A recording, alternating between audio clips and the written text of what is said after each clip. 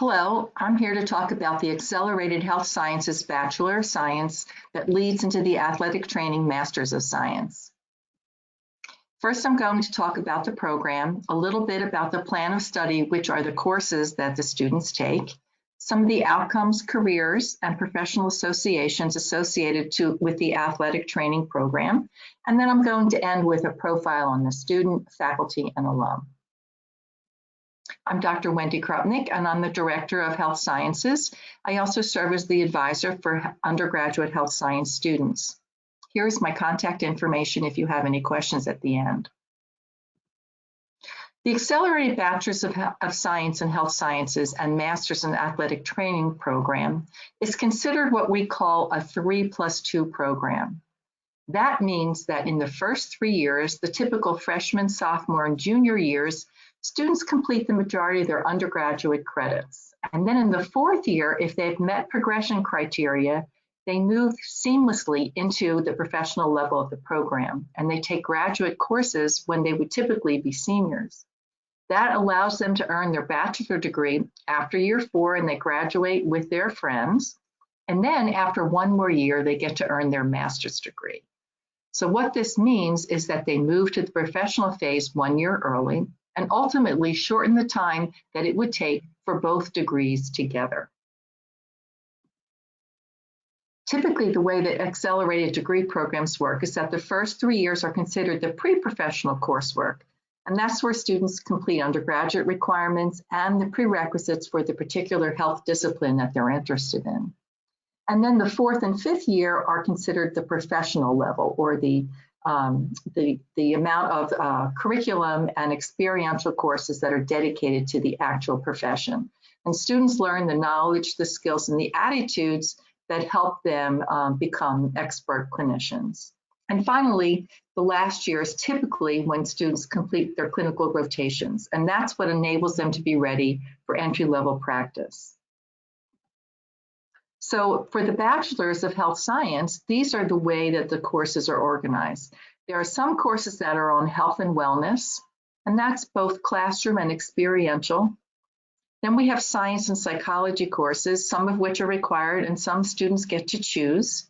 And finally, students take college studies courses, and this is what other colleges sometimes refer to as general education. At our university, we call them hallmarks. And it is in these courses that students learn critical thinking, problem solving, ethical reasoning, communication, and organization and leadership. And at the same time, these are the exact attributes that future employers are looking for. Now here I'm going to talk just a little bit about the actual courses. So students complete 21 credits of health science courses. We have an introduction to the health professions course, and this is where students learn about different members of the healthcare team. One of the good things about this course is that while they're being introduced to different healthcare members, they're also learning to either affirm their choice of their future profession, or sometimes students are exposed to new opportunities that they hadn't even considered. So they might change and move on to a different health profession. An introduction to healthcare course that includes 20 hours of patient contact or observation, and students will go to a health setting and learn to interact, communicate with patients and with members of the healthcare team. The remaining health science courses are those that are required for the athletic training program: medical terminology, kinesiology, exercise physiology, fitness and wellness, nutrition, and a course that we call clinical interactions. And this is where students complete 150 hours of patient contact. And typically athletic training students can also choose to go to settings where athletic trainers are employed and complete this project with them. But it doesn't have to be only with athletic trainers. The idea here is to help students hone their interaction skills and understand the world of healthcare. There are 6 courses associated with science: biology, chemistry, anatomy and physiology 1 and 2, and physics. I'm sorry, that's 5 courses. Psychology, students take introduction to psychology, development, abnormal, statistics, and a research methods course.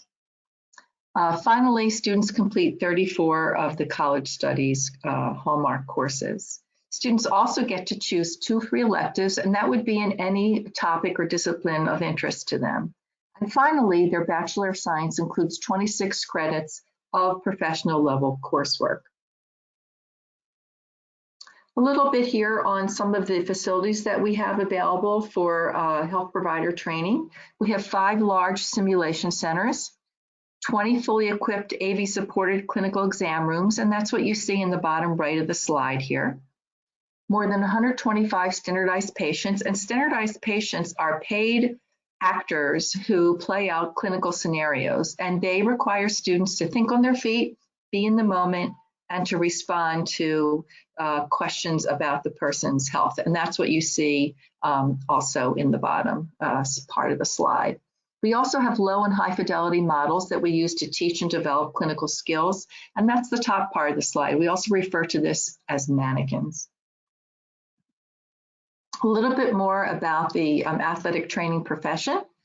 Athletic trainers prevent and treat sport-related injuries. They assess and rehabilitate physically active individuals, typically in a hospital or in a doctor's office. And they're skilled in injury prevention, rehabilitation, and emergency care. The 2-year master's includes 40 weeks of full-time clinical rotations. Students learn advanced clinical skills, including IV placement, injection, suturing, mobilization, and manipulation. And this program allows students to become certified in 2 areas, one as a emergency medical responder, and the other through the American Heart Association, where they get their CPR and instructor certification. Also, one of the attributes of this program is that graduates can sit for multiple board exams. These include strength and conditioning specialist, emergency medical technician, or an orthopedic physician extender. And these just give students additional credentials to use when they're out in the work world. We have a 100% placement rate and 100% first-time pass rate on the board exam. We're accredited by the Commission on Accreditation of Athletic Training Education through the year 2024. And these are the typical employers of our grads. The Bureau of Labor Statistics in 2018 projected that there'd be a 19% increase in employment of athletic trainers. And this is due because of the increase as people become more aware of the effects of sports-related injuries and as the middle-aged and older population remains active. You can see here that the median salary for athletic trainers in 2018 was $50,000. These are some of the professional associations that are affiliated with athletic trainers. And here's some quotes from one of our students. Deciding on the athletic training route so late in my undergraduate career left me worried about whether or not I'd be behind in the pursuit of my career endeavors. From lecture to lab, I love how hands-on and clinically immersive the program is. It helps to put what we are learning to use and in turn helps to build confidence and experience in our clinical skills. The professors also cultivate an environment that makes learning interactive, purposeful, and fun, as well as comfortable enough to ask questions and have conversations to gain a better understanding. You're also working so closely with your classmates that it becomes like a little family that helps each other through the stressful times and cheers you on through the good.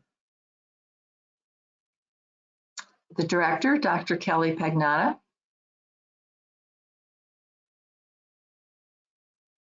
And finally, one of our alums. She's a recent grad, and she's also serving as an adjunct instructor. She said, I'm so proud to have been a member of the inaugural Masters of Athletic Training cohort at Jefferson. The faculty holds students to the highest academic and professional standards.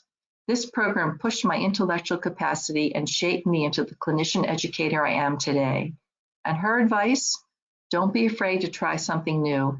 Great things happen outside your comfort zone. And that's all I have today. Again, if you have any questions, feel free to reach out to me, and my contact information is on one of the earlier slides. Thank you.